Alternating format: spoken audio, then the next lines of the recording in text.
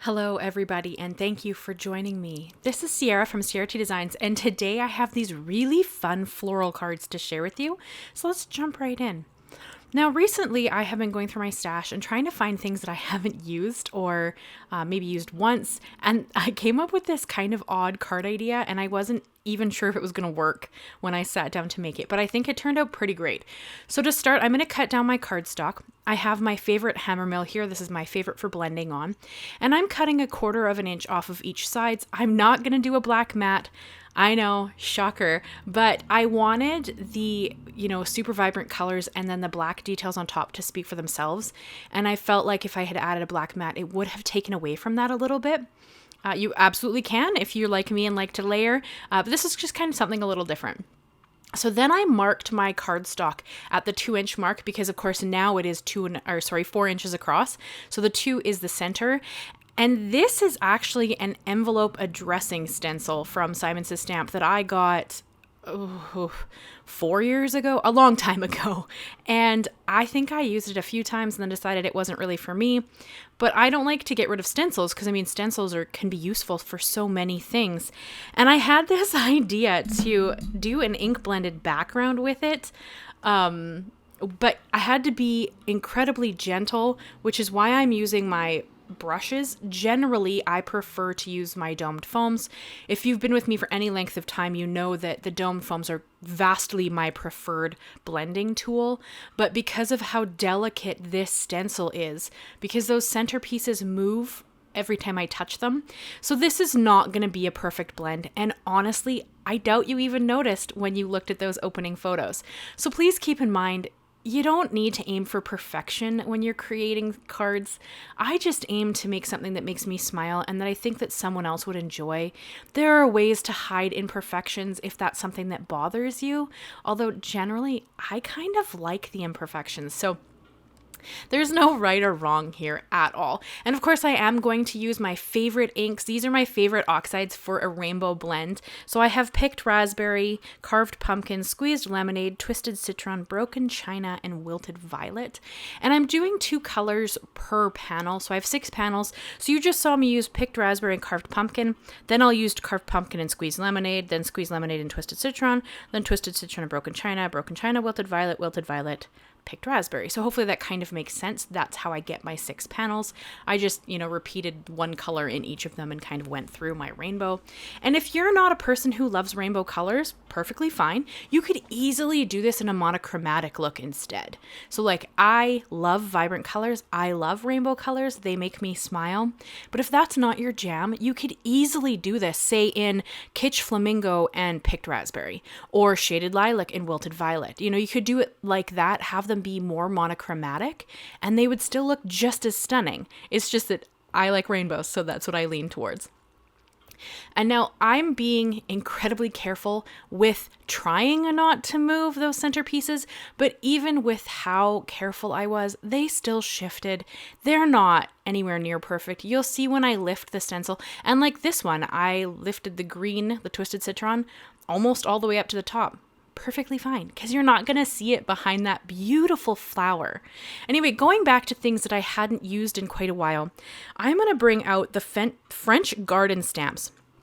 This is a Tim Holtz stamp set that I have had in my stash since it came out, and I have used once on the inside of cards that I did last week. So that kind of gives you an idea that I have this beautiful floral, but I was a little stumped on how to use it. It is very dark. I don't know that it would color up well. It probably would, say if you maybe do a loose watercolor with it. I think that could look stunning.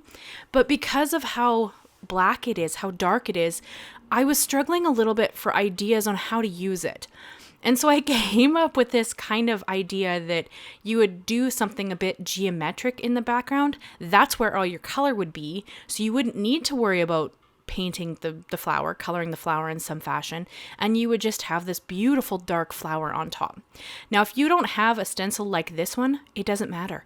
Grab something that's geometric, circles, squares, rectangles, anything you have in your stash, grab that and use it, and do a fun colored background with whatever inks you have, and then find a floral stamp and put it on top. Most creatives that I know have a floral of some kind. And if you don't have florals, use leaves. If you don't have leaves, I don't know what you could use. There are, I'm sure, very, very many things you could use in place of the flowers. But my whole intention with my channel is to give inspiration, and then you can bust out whatever you have.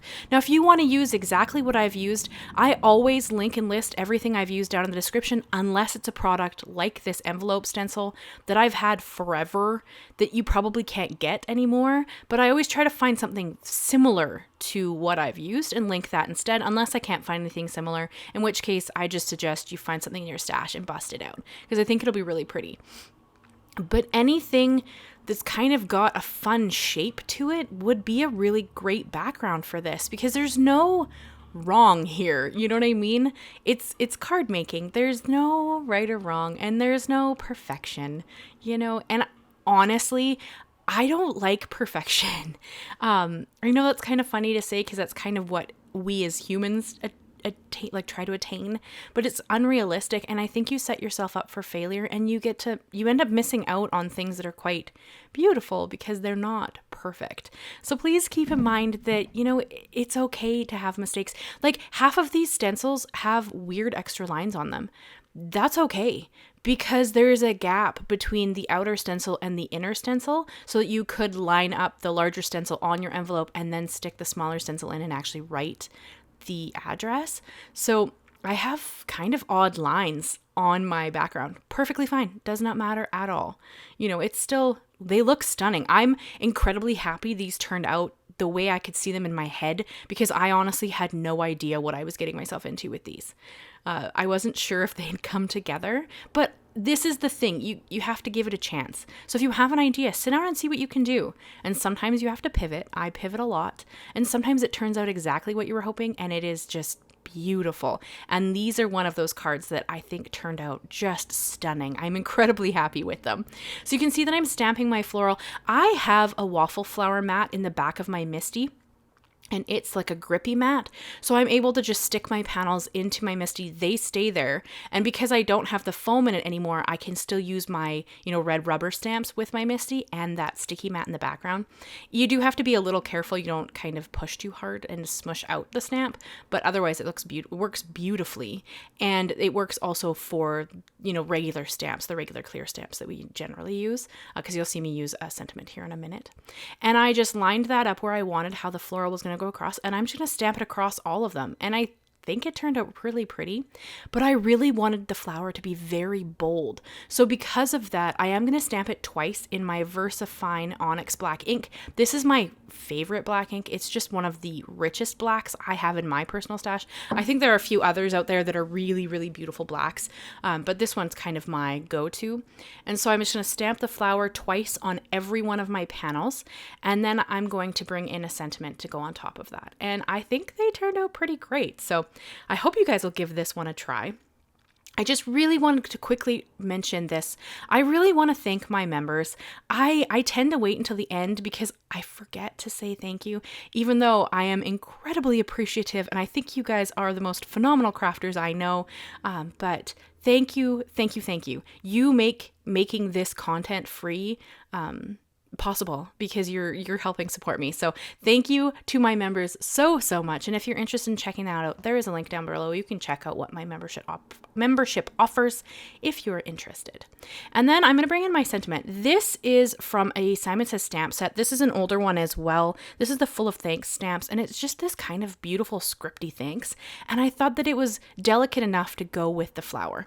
So I stamped it out on my first one here, and then I'm actually going to shift it a little bit. You're not going to see me shift it because I just moved it, but you're going to see that there's just a slight difference in where the thanks is from the first card to the rest of the cards. It's honestly so minute, I don't even know if you'd see it, but it is there. So just in case you are looking, there is just a slight difference in where the thank you is sitting. I just shifted it a little bit. I wasn't quite happy with the placement on the first card. And then I went through and stamped it twice on every other card. And now honestly, these cards are pretty simple. Outside of the ink blending, I mean, we're not really doing anything else to it. And that ink blending was really quick because we weren't aiming for perfection. We were just aiming to get some beautiful colors down on the panel so that the flower had something to sit behind it that looked really pretty. You know, these are pretty. As as far as I am concerned, these are pretty simple, straightforward cards for me. I tend to like to throw everything in the kitchen sink at my cards. Don't ask me why. I think it's just because I'm a more is more style creator, so I tend to go that direction. But these are pretty straightforward. And if you have some inks and you have a fun stencil and you have a beautiful flower, make these cards and then share them with me, because I always want to see what you guys are creating, especially if it's inspired by me.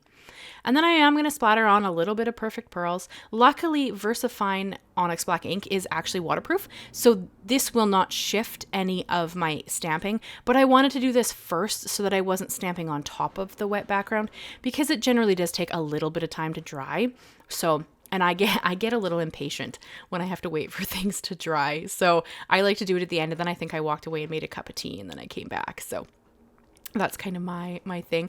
And then I'm just going to adhere these down. So I used my Nuvo Deluxe glue. It is my favorite liquid glue. I just prefer it to everything else on the market.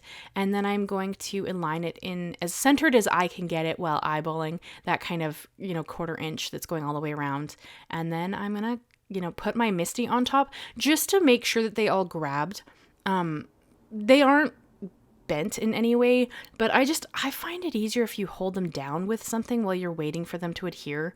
You don't have to do this. I'm sure they would have adhered perfectly fine on their own, but since my Misti was already sitting on my desk, I just figured it was a great way to, kind of make sure that they adhered the way I wanted them to. And I'm also at the very end of this Nuvo bottle, so if you see me bashing it on my glass mat, I'm trying to get the little bit of leftover glue that's in there to come out so that I can switch over to my new bottle. But I refuse to do that until I get every drop of that glue out of there first. So you see me smack it against my glass mat fairly often. But yeah, so then they're all adhered. And then of course, because it is me, I am going to add some pearls. I only added 3 to each card front. I went pretty minimal on how many I actually added for me personally.